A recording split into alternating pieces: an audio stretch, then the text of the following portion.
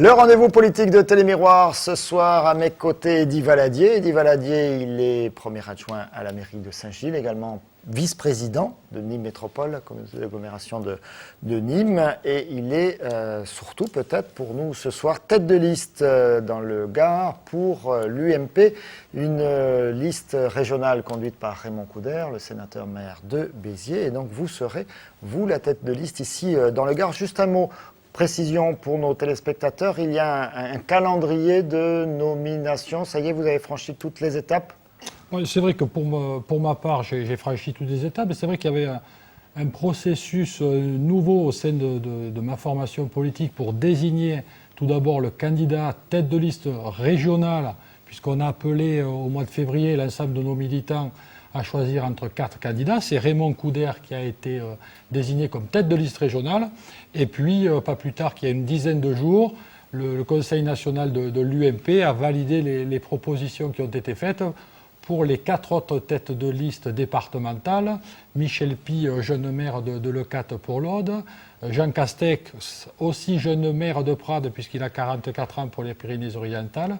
Francis Saint-Léger, député de la Lozère, et moi-même pour ce... Mais vous allez donner votre âge, du coup? Ouais, je donnerai mon âge bien volontiers. Moi, j'ai 42 ans, donc c'est vrai, 38 ans... donc aujourd'hui, 42 ans en politique, c'est jeune?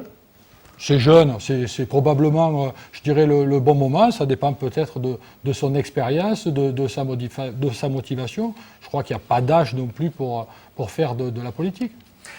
Alors justement, vous êtes plutôt jeune, vous l'avez dit, et puis peut-être un petit peu moins connu que celui qui sera votre premier adversaire.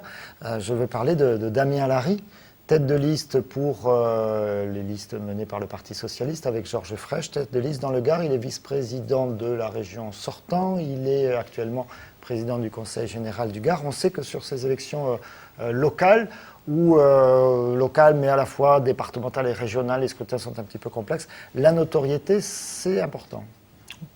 Je crois que ça a été une volonté de l'UMP au niveau national, confirmée par l'attitude de Raymond Coudert, que d'allier à la fois la compétence, et je crois que le sénateur maire de Béziers, Raymond Coudert, sur ce point-là, n'a pas à craindre de la concurrence, et dans le même temps d'offrir, je dirais, un peu de fraîcheur, du renouvellement sur les têtes politiques. On ne peut pas non plus être et avoir été. Hein, vous le disiez vous-même, on ne peut pas cumuler toutes les fonctions au risque de se disperser. J'ai pas dit ça, moi. Hein. J'ai listé effectivement les fonctions de Damien Larry, je n'ai pas dit que c'était trop ou pas assez. Là, je laisse les téléspectateurs juger. On parle beaucoup des difficultés au sein du Parti Socialiste. Actuellement, c'est un peu un feuilleton là, pour monter la liste, notamment avec Georges Frêche. Du côté de l'UMP, il y a aussi un petit feuilleton avec Christian Jean-Jean. Oui, un petit feuilleton, c'est vraiment un micro-phénomène que je regrette. Christian Jean-Jean était candidat aux primaires pour être tête de liste régionale. Il s'était engagé à se soumettre au vote des militants, donc quoi de plus... Il conteste. Il conteste. Le vote, la validité du vote. Écoutez, je crois que... Puis les résultats sont là, et Raymond Coudert est arrivé en tête, ensuite il y avait Jean Castex, pour finir, Christian Jean-Jean. Je crois que la régularité du scrutin, elle est tout à fait réelle. Notre formation n'avait pas d'intérêt à maquiller ce genre de scrutin, puisqu'on voulait faire appel aux militants. Bon, je crois qu'il n'accepte pas de ne pas avoir été choisi. Je le regrette personnellement, d'autant plus que Raymond Coudert, rapidement, lui a fait des propositions que nous considérions comme tout à fait acceptables, d'être, en cas d'élection, vice-président de la région Languedoc-Roussillon, et aussi d'être tête de liste dans le département de l'Hérault.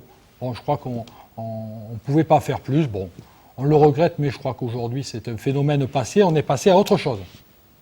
Alors justement, vous êtes passé à autre chose, notamment au niveau national, puisque il y a quelques jours, je crois que c'était la semaine dernière, le week-end dernier, le président en personne, Nicolas Sarkozy, s'est invité dans cette campagne des élections régionales. Il est venu au Conseil national, c'est ça, de l'UMP, pour dire qu'il soutenait les listes de l'UMP, si j'ai bien compris. Alors ça a fait une petite polémique, comme on les aime en France. Plus précisément, est-ce que ce choix de Nicolas Sarkozy de nationaliser en quelque sorte ces élections régionales, est-ce que c'est le bon choix ? Bon, moi, je crois que c'est un bon choix. Je crois qu'il y a forcément, lorsqu'on discute aménagement du territoire sur 22 régions de notre pays, des éléments qui relèvent du contexte national. On pourra parler de fiscalité. On sait que les régions socialistes ont augmenté fortement la fiscalité et que, par exemple, au niveau national, volonté est de maîtriser, je dirais, les recettes fiscales. Donc forcément, il y a un contexte national. Et puis, à côté de ça, chaque région va aussi décliner ses propositions fortes pour chaque territoire, chaque département. Cette thématique des impôts, on a également entendu le porte-parole de l'UMP dénoncer les augmentations d'impôts dans les régions socialistes. C'était essentiellement au début des mandats, en 2004-2005. Et vous dites, vous êtes engagé, l'UMP, à ne pas augmenter les impôts. Est-ce que c'est raisonnable de dire comme ça, pour 6 ans, pendant 6 ans, on ne va pas augmenter les impôts après tout, ça peut aussi être une politique. Ça vous arrive aussi dans les communes, dans les mairies que vous dirigez, d'augmenter les impôts? Ouais, je crois qu'après les hausses spectaculaires et puis le Languedoc-Roussillon, on a le pompon, 150% d'augmentation des recettes fiscales. Je crois que cette région a besoin d'une pause fiscale. Ensuite, c'est vrai, les impôts, il faut regarder à quoi ils peuvent servir. Je lisais ce matin dans un grand quotidien régional les propos du candidat tête de liste départementale pour le Parti socialiste qui disait « on ne sera pas élu sur un bilan ». Et donc, je m'en inquiète. S'il n'a pas de bilan... C'est ce que l'on dit en général des élections. On n'est pas élu sur un bilan, on est élu sur un projet. Oui, on est élu sur un projet.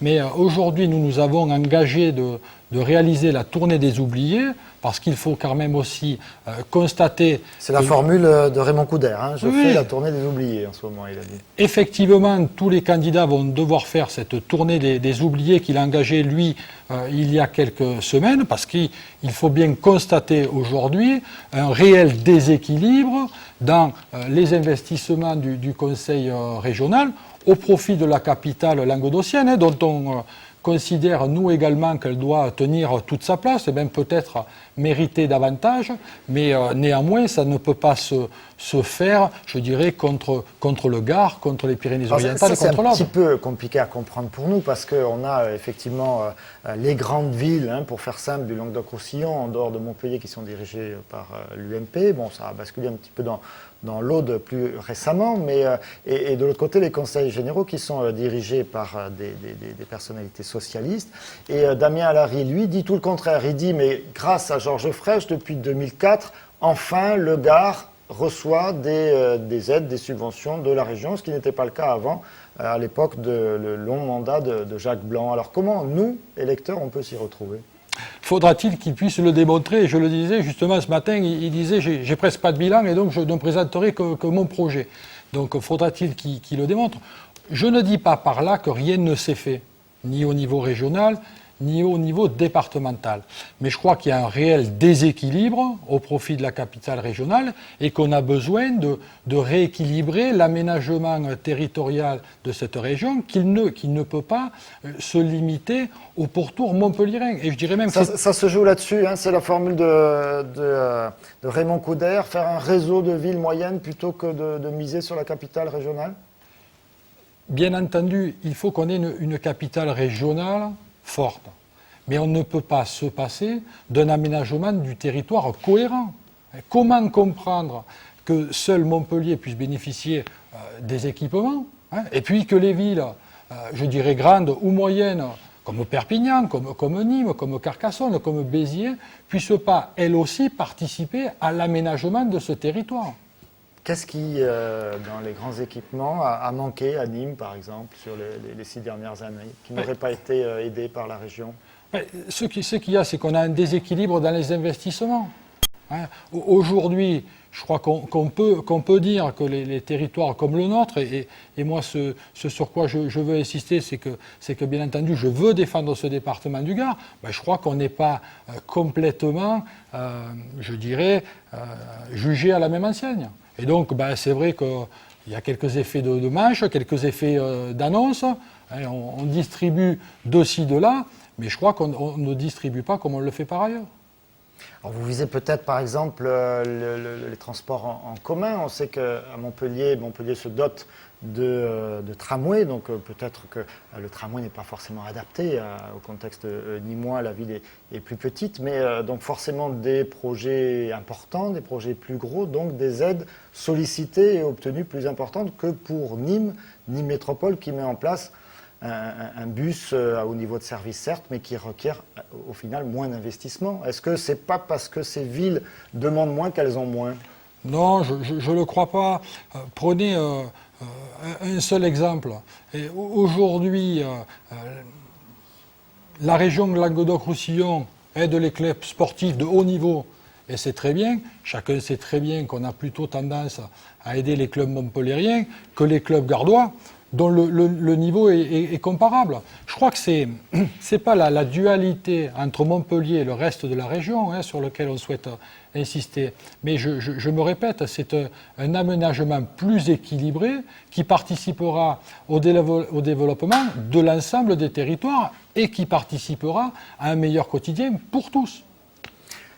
Est-ce que vous pourrez encore agir si demain vous êtes aux commandes de la région, compte tenu de la nouvelle réforme des collectivités locales, de la suppression de la taxe professionnelle, certes remplacée par une nouvelle formule donc, que l'on n'a pas encore tout à fait bien assimilée, en tout cas nous, observateurs ou électeurs. Est-ce que si vous étiez vous-même parlementaire, vous feriez partie de la fronde de Jean-Pierre Raffarin contre cette nouvelle loi? Je crois qu'on ne peut pas parler de fronde. Il y a des inquiétudes qui se manifestent sur la façon dont la taxe professionnelle, ou plus ou moins que sa recette pourra être compensée pour les collectivités. Moi, je crois on ne peut pas dire à la fois qu'on a besoin de changer dans ce pays, et puis une fois qu'on s'attaque au sujet qui freine le développement économique, se retrancher devant, je dirais, des modalités à définir. Je crois que le gouvernement a garanti aux collectivités en 2010, en 2011, les mêmes recettes fiscales. Aujourd'hui, il y a un débat qui est porté aux assemblées nationales pour voir les mécanismes à mettre en œuvre. Moi, je ne doute pas qu'in fine, nous trouvions une position de consensus qui permette à la fois à nos entreprises, je dirais, d'avoir un nouveau souffle pour se développer, pourquoi pas se relocaliser dans notre territoire, et puis garantir des finances saines à nos collectivités locales. Dans tous les cas, la perspective, c'est que pour les collectivités locales, il y aura moins de capacité de manœuvre indépendante sur les taux d'impôt, les niveaux d'impôt. De plus en plus d'argent arrivera directement de l'État sans que les assemblées locales puissent décider finalement d'un montant de recettes. J'en suis pas si sûr. On verra in fine ce qui sera adopté dans nos parlements. Mais je crois aussi que cette réforme de la taxe professionnelle, comme cette réforme territoriale des collectivités, son souhait et les vœux qu'on émet, c'est qu'elle modernise le pays. On ne peut pas tous les jours reprocher, je dirais, à nos institutions de ne pas s'être modernisées, et puis une fois qu'on essaye je dirais, d'aplanir. Alors qu'on essaye certes, mais c'est vrai qu'après sur les modalités, vous comprenez bien que certains peuvent ne pas être d'accord. Non, mais je crois que sur le fond, chacun est bien d'accord sur le fait que les réformes sont nécessaires et je dirais même indispensables. Après, qu'il y ait débat, qu'il y ait discussion, je crois que c'est l'exercice normal de la démocratie. La liste UMP dans le Gard, elle est avancée à quel niveau? Elle est avancée. Vous savez, moi je ne vais pas participer à l'agitation permanente comme le fait la gauche. Donc, je viens d'être désigné tête de liste départementale. Les listes régionales pour notre formation politique seront connues à la fin janvier. Donc, on s'est déjà mis au travail. Il y a d'abord un travail, bien entendu, d'écoute, de réflexion. Je rencontrerai l'ensemble des parlementaires de ce département avant la Noël pour avoir une discussion franche et les écouter. Poids lourds seront avec vous? Quelques députés, le sénateur? Non, je crois que... Il y a des problèmes de cumul de mandats après, c'est sûr. Exactement, et puis je crois qu'ils ont souhaité qu'il y ait une nouvelle génération qui puisse affronter le suffrage universel régional, et je crois qu'ils ne veulent pas parasiter l'élan qu'on veut faire naître, la fraîcheur et l'audace. La place aux alliés, je pense au Nouveau Centre, au Mouvement pour la France.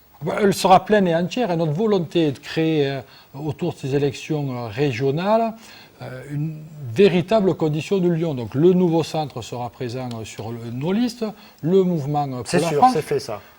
C'est fait dans toutes les régions. Place sera accordée à tous nos partenaires, y compris les chasseurs, puisque les chasseurs soutiennent les listes conduites par l'UMP et pas d'autres listes.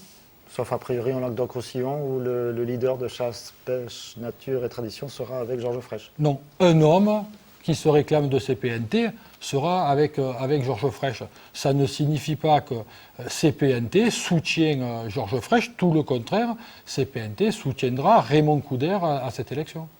Eh bien, on aura l'occasion d'en reparler. Merci beaucoup, Eddy Valadier, d'avoir été avec nous. On vous retrouvera bien sûr d'ici le mois de mars. On essaiera, peut-être même de vous proposer un débat. Vous seriez partant pour un débat à la télévision? Chiche. Allez, chiche, c'est noté. Le prochain invité du rendez-vous politique, ce sera Sylvain Pastor, le leader des Verts dans le Gard. Il sera tête de liste sur le département pour les prochaines élections régionales. Les Verts qui ont annoncé, réannoncé qu'ils ne passeraient pas d'alliance avec le Parti socialiste de Georges Frêche au premier tour, voire même peut-être pas du tout au second tour. On aura l'occasion d'en parler avec lui. Et ce sera également la fin de Copenhague, du rendez-vous de Copenhague. Merci à tous d'avoir suivi ce rendez-vous politique. À très très bientôt sur Télémiroir.